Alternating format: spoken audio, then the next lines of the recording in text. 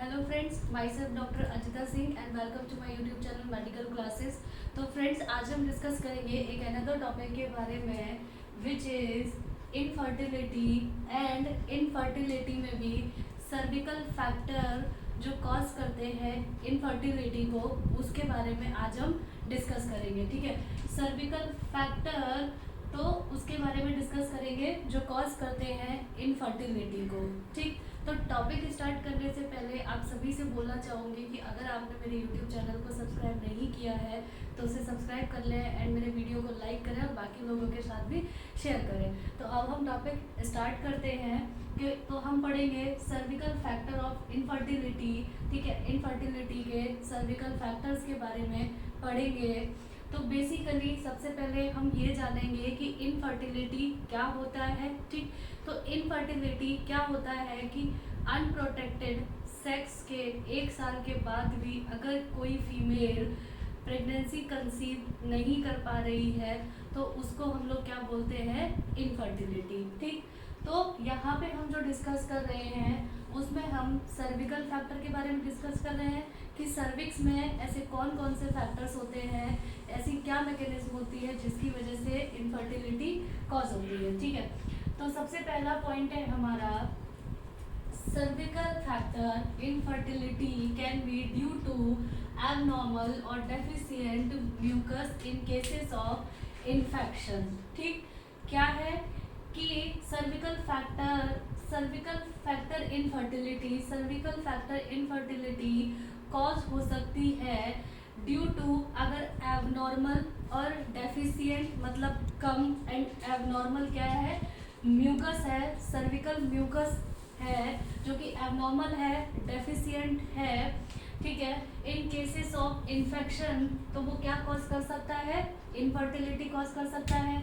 अब इन्फेक्शन हमारे कौन से हैं जो कि क्या कॉज करते हैं, cervicitis just like gonorrhoea, chlamydia. ठीक है, इनका इन्फेक्शन हो, एसटीडी। ठीक है, जो सेक्सुअल ट्रांसमिटेड डिजीज कॉज करते हैं जिसकी वजह से जो सर्विकल म्यूकस है उसका डेफिसिट हो जाना। ठीक है, या फिर एबनॉर्मल हो जाना, जो क्या कॉज करता है, इनफर्टिलिटी कॉज करता है। ठीक है, इनफर्टिलिटी कॉज कर सकता है। तो इसमें हम क्या मेडिसिन देंगे, इसमें हमें पेशेंट को क्या देना होता है, एंटीबायोटिक्स यूज करनी होती है जिससे कि इन्फेक्शन को रोका जा सके। ठीक, तो ये था हमारा एक पहला फैक्टर जो कि सर्विकल फैक्टर है और इनफर्टिलिटी कॉज कर सकता है। सेकेंड हम पढ़ेंगे कि यूजेस ऑफ एंटी ईस्ट्रोजन्स। ठीक है, यूजेस ऑफ एंटी ईस्ट्रोजन, तो यूजेस ऑफ एंटी ईस्ट्रोजन मतलब जस्ट एग्जांपल जैसे क्लोमिफेन सिट्रेट। ठीक है, क्लोमिफेन सिट्रेट ये हम लोग यूज करते हैं in the form of OCPs, oral contraceptive pills.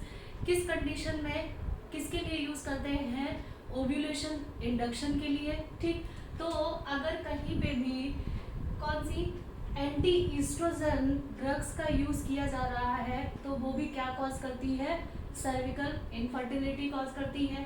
तो इसमें हमें कौन सी मेडिसिन यूज करनी होती है, एथिनाइल ईस्ट्राडाइऑल। ठीक, एथिनाइल ईस्ट्राडाइऑल। तो यहाँ पे क्या है कि जो एंटी ईस्ट्रोजन है ये क्या कर देता है, जो सर्विकल म्यूकस होता है उसके प्रोडक्शन को डिक्रीज कर देता है। ठीक, decrease mucus production in the cervix, जो सर्विक्स से म्यूकस प्रोडक्शन होता है उसको क्या कर देती है, एंटी ईस्ट्रोजन ड्रग्स डिक्रीज कर देती हैं। सो स्पर्म कैन नॉट स्विम। ठीक, तो स्पर्म क्या होते हैं, स्विम नहीं कर पाते हैं, तो they can not meet ovum. तो उसकी वजह से जब वो स्विम नहीं कर पाते हैं तो क्या होता है कि ओवम से मीट नहीं कर पाते हैं। ठीक, तो ये क्या कॉज होता है, इनफर्टिलिटी का कॉज होता है।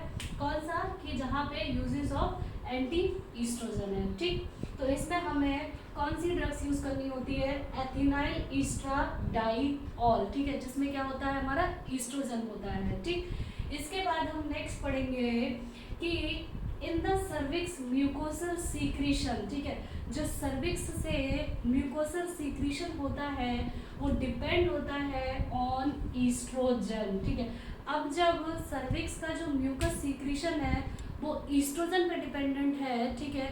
तो अगर कोई भी फीमेल एंटी ईस्ट्रोजन ड्रग्स ले रही है तो ऑब्वियस सी बात है कि उसका जो म्यूकस प्रोडक्शन है वो क्या हो जाएगा, डिक्रीज हो जाएगा, जो क्या कॉज करेगा, इनफर्टिलिटी कॉज करेगा, ठीक।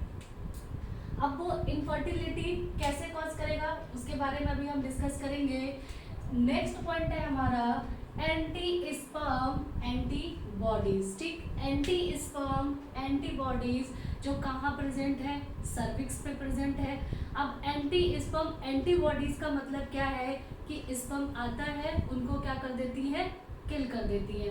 तो अगर किसी पेशेंट में, फीमेल पेशेंट में एंटी स्पर्म एंटीबॉडीज प्रेजेंट है तो उसके लिए हम सबसे पहले इन्वेस्टिगेशन कराएंगे, ठीक। इन्वेस्टिगेशन में हम कौन सा टेस्ट कराएंगे, पोस्ट कॉइटल टेस्ट कराएंगे, या इसको हम लोग बोलते हैं सिम्स टेस्ट, ठीक, सिम्स टेस्ट। तो पोस्ट कॉइटल टेस्ट में क्या होता है हमारा, इसमें हम क्या करते हैं, चेक करते हैं how the cervical mucus is receiving the sperm. जो भी स्पर्म आते हैं सर्विक्स के अंदर, ठीक है, तो वो स्पर्म्स सर्विक्स कैसे रिसीव करता है, इसको हम चेक करते हैं कि check how the cervical mucus, जो सर्विकल म्यूकस है वो स्पर्म को कैसे रिसीव करता है।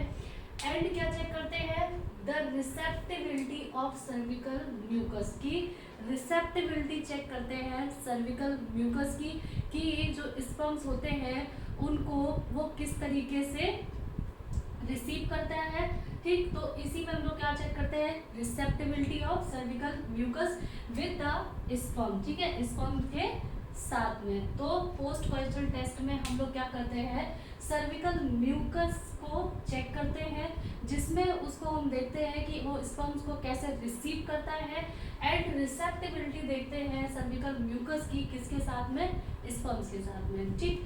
तो ये क्या होता है, इसमें हमें क्या देखने को मिलता है, at least 15 to 20 motile sperms should be seen in HPF, ठीक है। तो हमें इसमें क्या होना चाहिए, 15 से 20 मोटाइल स्पर्म्स क्या होने चाहिए, सीन होने चाहिए, ठीक है।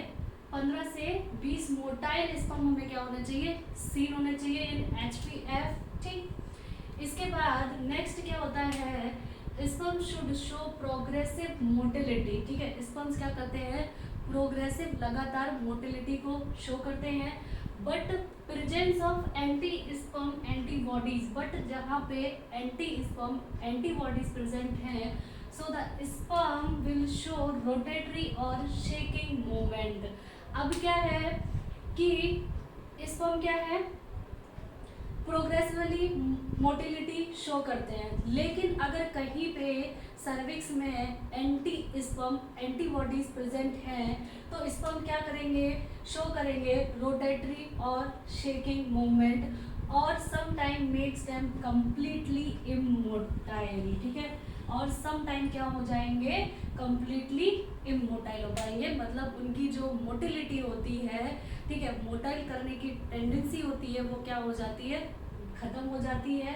ये किसकी वजह से होता है, एंटी स्पर्म एंटीबॉडीज, मतलब कि स्पर्म्स के अगेंस्ट क्या हो गई, एंटीबॉडीज बन गई, कहाँ पे, सर्विकल म्यूकस में, ठीक। तो वो क्या करती है, स्पर्म्स को किल कर देती है, ठीक। तो ये था हमारा पोस्ट कॉइटल टेस्ट कराते हैं हम एंटी स्पर्म एंटीबॉडीज में, ठीक। तो एंटी स्पर्म एंटीबॉडीज के लिए हम लोग क्या देंगे मेडिसिन में, फॉर एंटी स्पर्म एंटीबॉडीज इसमें क्या करेंगे, use barrier method for at least 3 month. अब ये बैरियर मेथड हम लोग किसके लिए बोलेंगे, मेल जो पार्टनर है उसको बोलते हैं कि बैरियर मेथड यूज करें फॉर एटलीस्ट 3 मंथ्स के लिए, ठीक है, जिससे कि जो एंटीबॉडीज बन रही हैं उनके बनने की टेंडेंसी क्या हो सके, कम हो सके, ठीक। इसके बाद जो फीमेल पेशेंट होती है, जो फीमेल पार्टनर है, उसको हम क्या देंगे, corticosteroids for female patient. Corticosteroids क्या होते हैं,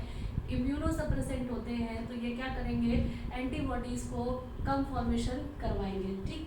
तो मेल में हमें बैरियर मेथड यूज करने को बोलना होता है 3 मंथ के लिए, एंड फीमेल पार्टनर में कॉर्टिकोस्टेरॉइड्स देने होते हैं, ठीक। इसके बाद हमारा जो थर्ड मेथड है, ठीक है, सर्विकल फैक्टर इनफर्टिलिटी का, ठीक है, ट्रीटमेंट में, तो उसमें हम थर्ड में क्या करेंगे, इंट्रा यूटेराइन इंसेमिनेशन। अब इंट्रा यूटेराइन इंसेमिनेशन क्या है कि directly release the sperm to the uterus by passing the cervix, ठीक है, सर्विक्स के से बाईपास करके जो क्या है स्पर्म है उसको क्या कर देंगे हम लोग, डायरेक्ट रिलीज कर देंगे यूट्रस में, ठीक, सर्विक्स से बाईपास करके स्पर्म्स को डायरेक्टली यूट्रस में रिलीज कर देंगे, तो उसको क्या बोलते हैं, इंट्रा यूट्राइन इंसेमिनेशन, ठीक। तो ये क्या होता है, बेस्ट मेथड होता है ट्रीटिंग सर्विकल इनफर्टिलिटी। जो सर्विकल इनफर्टिलिटी होती है उसको बेस्ट ट्रीटमेंट होता है इंट्रा यूट्राइन इंसेमिनेशन। एंड इसके साथ में ही जो अनएक्सप्लेन्ड इनफर्टिलिटी होती है उसके लिए भी बेस्ट मेथड होता है कौन सा, हमारा इंट्रा यूटेराइन इंसेमिनेशन, ठीक है। इससे हम लोग क्या करते हैं, स्पर्म्स को डायरेक्टली रिलीज कर देते हैं यूट्रस में सर्विक्स से बाईपास करके, ठीक। तो हमने यहाँ पे एंटी ईस्ट्रोजन का काम तो समझा। इसके बाद क्या होता है, बेसिकली सर्विकल म्यूकस क्यों ज़रूरी होता है, for proper fertilization and proper movement of sperm, ठीक है, प्रॉपर फर्टिलाइजेशन के लिए एंड जो स्पर्म्स के मूवमेंट है उसके प्रॉपर होने के लिए via cervix, it is very important that mucosal nature of cervix, ठीक है, जो म्यूकोसल नेचर होता है सर्विक्स का वो बहुत इंपॉर्टेंट होता है किसके लिए, जो स्पर्म्स होते हैं उनकी मूवमेंट के लिए एंड प्रॉपर फर्टिलाइजेशन के लिए, ठीक है। तो वो क्या होना चाहिए, म्यूकोसल नेचर बहुत ही गुड होना चाहिए, मतलब अच्छा होना चाहिए, जिससे क्या हो सके, स्पर्म्स की मोटिलिटी अच्छी हो सके, मतलब उनका मूवमेंट अच्छा हो सके एंड फर्टिलाइजेशन प्रॉपर हो सके, ठीक है। तो ये बेसिकली था हमारा सर्विकल फैक्टर जो क्या कॉज करते हैं, इनफर्टिलिटी कॉज करते हैं, ठीक है। तो उसमें हम क्या ट्रीटमेंट कराते हैं, क्या इन्वेस्टिगेशन कराते हैं, तो इसके बारे में हमने डिस्कस किया। अब इसको आप लोग नोट कर सकते हैं और इसके बाद अगर आपकी कोई भी क्वेरी रहती है तो आप मुझे कमेंट करके पूछ सकते हैं। Thank you.